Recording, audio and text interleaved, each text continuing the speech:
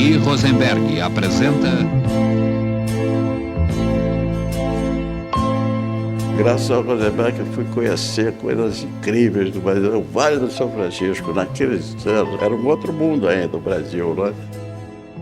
Evidentemente que eu conhecia tudo aquilo através da literatura. Jorge Amado, Graciliano Ramos, coisa que ele também gostava. Ele compartilhava toda essa preocupação, né, de retratar a realidade social do Brasil, que os escritores nordestinos tinham. Agora, água na bica para lavar roupa. Lavadeiras felizes. Já trabalhava aqui na Cinemateca nos anos 90 e me interessava sobretudo por personagens que não eram ligados ao universo de um cinema comercial como o grande público conhece. Dentre os nomes, estava lá o Isaac Rosenberg, e o conservador-chefe da época, que era o Francisco Sérgio Moreira, começou a me contar que ele tinha quase tanta fama quanto o outro grande cinegrafista da época, que era o Jean Manzot. Só que o Isaac tinha um trabalho, aos olhos do Chico, muito mais interessante, porque era muito mais diversificado, e era um trabalho com um olhar também diferenciado. Para um beçárabe, ou seja, para um imigrante, ele se dedica explicitamente ao país, à cultura do país, à geografia do país, e faz isso durante mais de 30 anos. Meu pai nasceu em 1911 na cidade de Securen, na Romênia. Para os judeus no leste europeu sempre foi muito difícil, porque era uma região sempre em conflito. A minha avó teve 13 filhos. Só sobrou o primeiro, o tio Alberto, e o último, o meu pai, Isaac. Então, em 1927, chega a hora de mandar o Isaac para o Brasil, que aqui já tinha parte da família estruturada, na Bahia.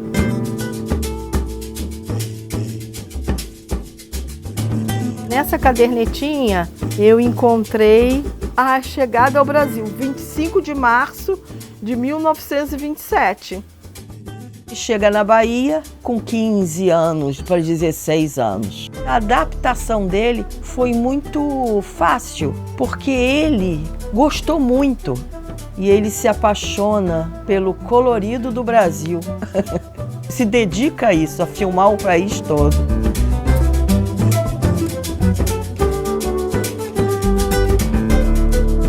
A primeira série de documentários que ele faz é para o Departamento Nacional de Estrada de Ferro, 1940 a 1942. Esse aqui é a vitrine sonora com Mellinger. E olha esse, Populações Ribeirinhas do Rio São Francisco, número 2. Imagina, isso é dos anos 40. Mas são inúmeros. Tem 3 álbuns de recortes de jornais, de filmes só. A minha mãe foi fazendo esse recorte. O diretor do Departamento de Imprensa e Propaganda de Salvador, que era o Calmon, gosta muito do trabalho e aí ficam muito amigos. Aí começa, filmou a Estrada de Ferro, os Mocambos. Mais tarde, em 47, que ele tem a oportunidade, que ele já está mais independente, ele filma o Joãozinho da Golmeia, as primeiras cenas no terreiro de Candomblé, ele filmando.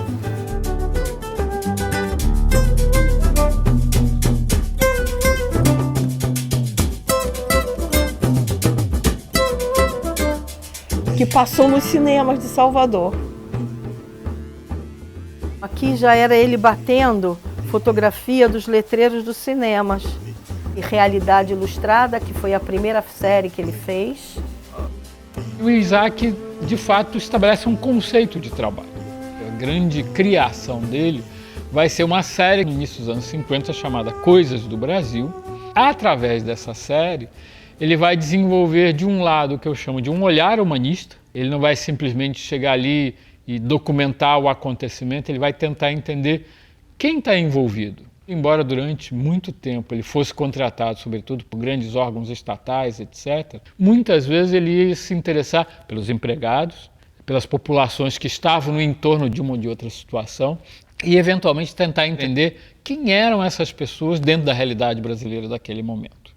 Ele cria uma nova visão de cinema dentro desse nicho e começa a produzir uma imagem do Brasil que é uma imagem nova.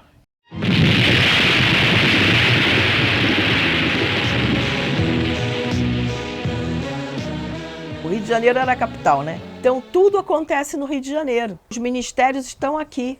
Então ele escolhe o escritório na Graça Aranha 416, que é no mesmo lugar do Departamento Nacional de Estrada de Ferro. E aí contratavam ele. DNOS, Sudene, Denox, todos os departamentos de estrutura e funcionamento do país. Aí ele começa a filmar Departamento Nacional de Estrada de Ferro, Central do Brasil, saneamento na Bahia, saneamento no Recife, saneamento no Rio de Janeiro com as palafitas da Favela da Maré. E fora toda a parte de desenvolvimento agrícola do país. Os primeiros passos para a plantação de soja no Rio Grande do Sul.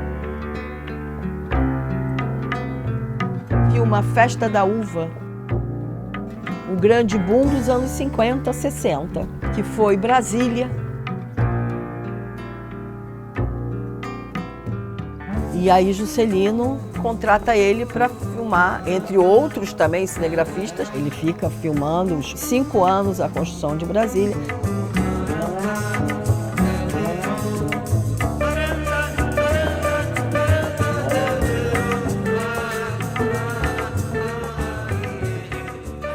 A importância de um acervo de um produtor e cineasta como o Rosenberg, que durante tantas décadas filmou regularmente, é que eles têm um verdadeiro repertório da história, das mudanças sociais, dos fatos culturais, das ações políticas ao longo de um largo período da história do cinema brasileiro. Há alguns temas que são privilegiados, inaugurações de obras, né, grandes eventos que reuniam multidões, presença de autoridades. Mas mesmo assim cria um verdadeiro histórico audiovisual da história do Brasil durante esse período e que foi não só registrado, mas que foi visto pelas plateias, existiu socialmente através dos cinejornais que ele produziu com muita regularidade. Fazia 3, 4 documentários por ano. Era uma coisa assim que pouco a gente via o nosso pai. O nosso pai viajava por longos períodos. Quando ele voltava, já tinham crescido mais alguns centímetros. Em 1960, como passageiro, ele tinha 1000 horas de voo pela Cruzeiro do Sul. Ele filma usinas de minério de ferro, hidrelétricas, todo o complexo de Paulo Afonso, desde a construção da cidade de Paulo Afonso, onde surge a CHESF, Centrais Elétricas do Rio São Francisco. No contexto da pesquisa que eu estou desenvolvendo, sobre como o Rio São Francisco, através da imagem, ele é transformado em energia elétrica, por mais abstrato que isso possa parecer, isso é uma coisa que acontece, né? E nesse contexto eu acabei conhecendo a Reise e ela começou a me apresentar o acervo. E aí eu fui entendendo que assim, o acervo era muito mais complexo do que os poucos cinejornais que eu tinha tido acesso durante a minha pesquisa na internet. Ele vai acompanhando esse desenvolvimento do Vale, de 1949 até 1983, quando ele vem a falecer. Ele filmou tanto o Vale do São Francisco que ele foi considerado o cinegrafista do Vale. E me chamou muita atenção a quantidade de imagens que eram relacionadas ao São Francisco, mas imagens também como as estereoscopias da construção de Brasília, que eu acho, já perguntei para muita gente, que são imagens que não existem em outro acervo. Né? Imagens 3D da construção de Brasília, eu não conheço, nunca vi.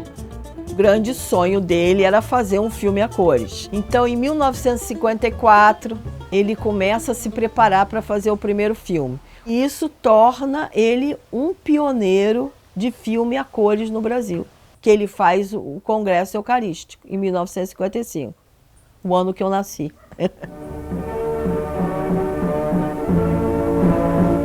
Através do Laboratório Universitário de Preservação Audiovisual, o LUPA, a gente conseguiu encontrar uma cópia desse filme, 16mm, e digitalizar, que é o flagrante do 36º Congresso Eucarístico. E foi uma felicidade poder contribuir para encontrar um desses filmes tão importante assim da carreira do Rosenberg, que era considerado desaparecido.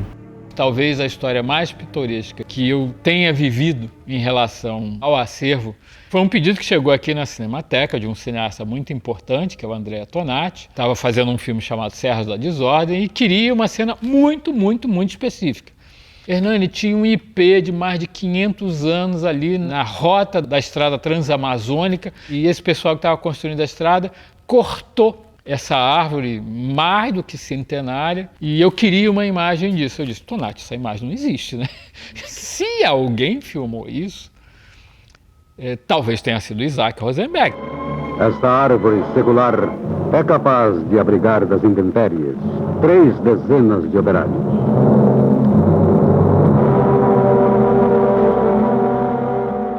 Para minha surpresa, depois o Tonati me liga, Hernani Arrese tem a imagem, eu vou usar a imagem no meu filme.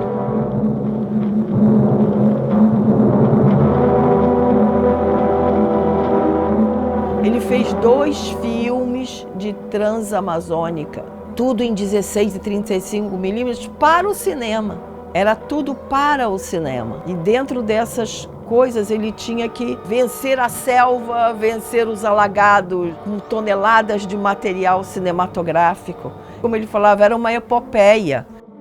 Estou me esvaindo, Senhor. Tinha um sotaque, em suor, sangue e lágrimas.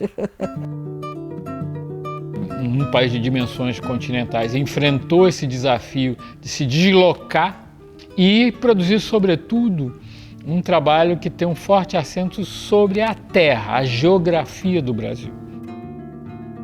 Ele tinha uma sensibilidade para a dimensão social, mas ele associava muito a geografia particular de cada lugar, de cada região que ele ia registrando ao longo do seu trabalho. Ele era o próprio distribuidor, então não era um escritório no Rio de Janeiro só de produção de filmes. Ele também era um distribuidor, numa época onde existiam muitos cinemas. É impressionante o controle da distribuição, a produção, para que cinema ia, Metro Boa Vista, Metro Tijuca, Condor Copacabana. Ele tinha o trabalho, né? Mas ele tinha uma parcela de sonho que ele fazia paralelamente. Ele falava assim, há não sei quantos anos eu vou ao Nordeste e filmo tudo sobre a seca. Meu sonho é pegar isso e juntar e fazer um grande documentário. Quando a gente viu esse material, nós montamos uma história. As pessoas fugindo da seca, de repente surge a possibilidade de chuva. E aí as pessoas retornam.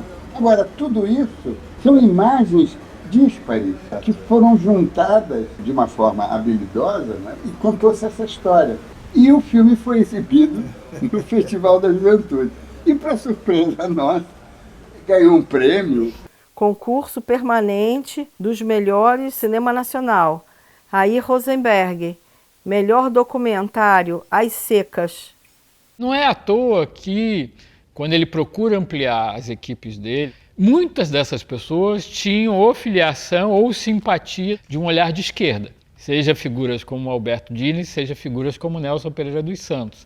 Essas figuras se afinavam ao próprio olhar do Isaac no retrato dessa realidade brasileira, sobretudo dos anos 50 e dos anos 60, quando a questão social brasileira se torna uma questão maior dentro do país. E quando ele traz esse filme e passa nos cinemas, as pessoas se assustam com o que elas veem de miséria.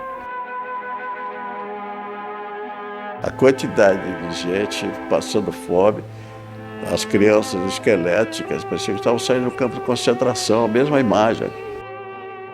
Chegavam 1 quilo de farinha, um pedaço de carne seca e eram abrigados nos espaços públicos, etc. Eu filmei isso, está lá no arquivo do Rosenberg. Mas aí eu tive a ideia, vou fazer um filme sobre as secas. Aí comecei a pensar nisso. Por causa disso que eu decidi fazer Vidas Secas. Esses aqui são roteiros mais antigos que eu encontrei. Não gosto nem de mexer muito neles, porque eles estão verdadeiros pergaminhos. Todos com decupagem, cena por cena, com ficha técnica, montador Floriano, narrador Luiz Jatobá. Geraldo José, que tinha feito, né, todo o Cinema Novo, Paulo Mendes Campos, Fernando Sabino. Então, é uma galera da pesada. A expertise dessas pessoas contribuiu para a construção desse Brasil grande. Um certo regime de imaginação de uma época e de um tipo de ideário sobre o que significa a ideia de progresso. Entender que ele é uma criação. E aí você tem um cara que é muito inventivo, como Isaac Rosenberg, que reúne um monte de gente muito inventiva ao seu redor e cria essa ficção do progresso. Ele acaba produzindo uma documentação do Brasil que tem um valor incomensurável. Em primeiro lugar, porque foi um dos poucos conjuntos que sobreviveu. Infelizmente, não sobreviveu completo.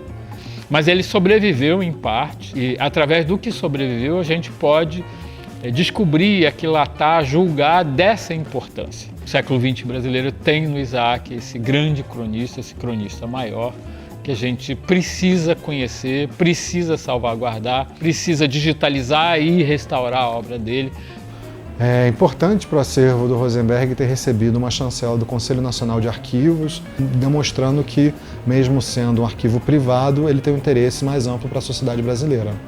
A parte de roteiros, slides, fotografias, cartazes, cartas, os contratos com as empresas, as listas de cinema estão em Mendes, em minha casa, no Arquivo Nacional, toda a parte filmográfica. Que a gente consiga continuar nesse trabalho de preservação, né, de restauro, nem sei se a gente chega lá muito, mas o máximo de filmes, porque eu estou em busca dos filmes perdidos.